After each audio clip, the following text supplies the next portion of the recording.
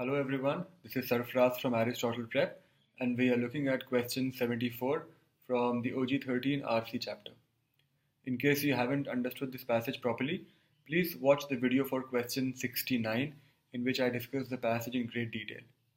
So the question says, the passage suggests that. Suggest means it's an inference question, which means I will try to avoid extreme options at all costs.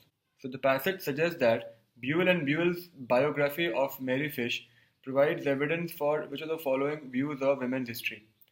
The only line I remember from Buell and Buell, or two things actually, is one, Buell and Buell did not pay attention to historiographical factors, and the second was right at the end, in the last sentence I think, which says Buell and Buell considers it a myth that women had a great time in the 18th century, or the colonial golden age.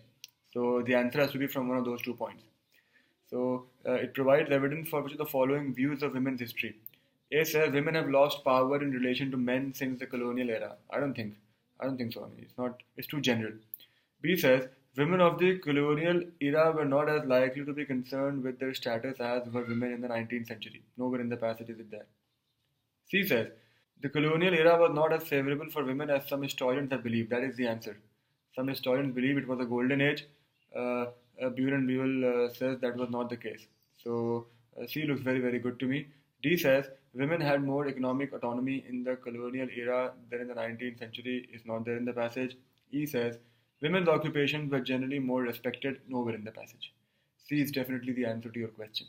Again, you see, if you understand the passage properly, I already knew the 2 points made by Buell and Buell. The answer had to be from one of them, as it was.